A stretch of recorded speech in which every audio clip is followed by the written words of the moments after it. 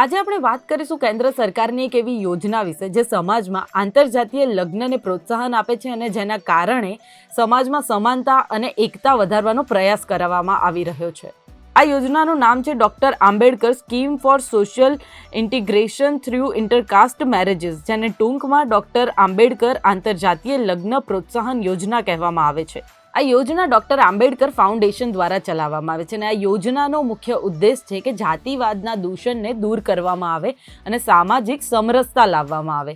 ત્યારે આ યોજનામાં જે મહત્વની વાત તે છે કે આંતરજાતીય લગ્ન કરનાર દંપતીને 2.5 લાખ રૂપિયા સરકાર તરફથી આપવામાં આવે છે, જેમાંથી 1.5 લાખ રૂપિયા સીધા બેંકમાં ટ્રાન્સફર કરવામાં આવે છે અને બાકીના 1 લાખ રૂપિયા જે હોય છે તે 1 લાખ રૂપિયા 3 વર્ષ માટે ફિક્સ ડિપોઝિટ કરવામાં આવે છે. તો આ યોજના વિશે વિગતે વાત કરીશું આજના વિડીયોમાં. આ સહાય એવા દંપતીઓને મળે છે જેમાંથી એક જીવનસાથી અનુસૂચિત જાતિનો હોય અને બીજો અન્ય જાતિનો હોય. આ યોજના દ્વારા સરકાર આંતરજાતીય લગ્ન કરનાર યુવાનોને સામાજિક અને આર્થિક રીતે મજબૂત બનાવવા માંગે છે, કારણ કે આવા લગ્નોમાં ઘણીવાર પરિવાર અને સમાજ તરફથી વિરોધનો સામનો કરવો પડે છે. લગ્ન હિન્દુ મેરેજ એક્ટ 1955 હેઠળ નોંધાયેલું હોવું જોઈએ. દંપતીમાંથી એક વ્યક્તિ અનુસૂચિત જાતિની હોવી જોઈએ અને બીજી અન્ય જાતિની. પ્રથમ લગ્ન હોવું જોઈએ, બીજા કે તેથી વધુ લગ્નને લાભ નથી મળતો. દંપતીની કુલ વાર્ષિક આવક 5 લાખ રૂપિયાથી વધુ ન હોવી જોઈએ. જો રાજ્ય સરકારની તરફથી પહેલા જ સહાય મળી હોય તો આમાંથી ઘટાડી દેવામાં આવે છે.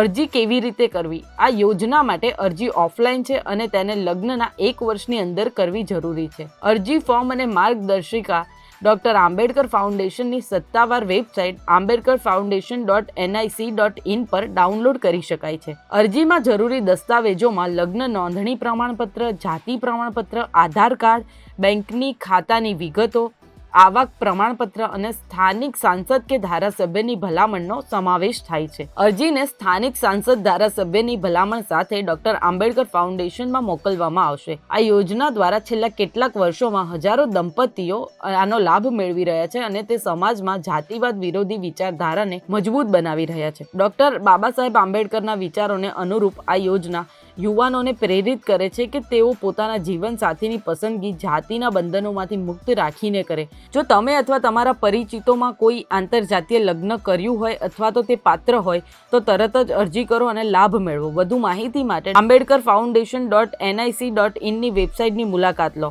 તો આ હતી આજની ખાસ રિપોર્ટ જેમાં તમે ડોક્ટર આંબેડકર આંતરજાતીય લગ્ન પ્રોત્સાહન યોજના વિશે જાણ્યું. તો તમે આવી જ યોજનાઓ વિશે જાણવા માટે જોડાયેલા રહો બેનિફિટ ન્યૂઝ સાથે અને આપણે ફરી મળીશું આવી જ એક યોજના સાથે.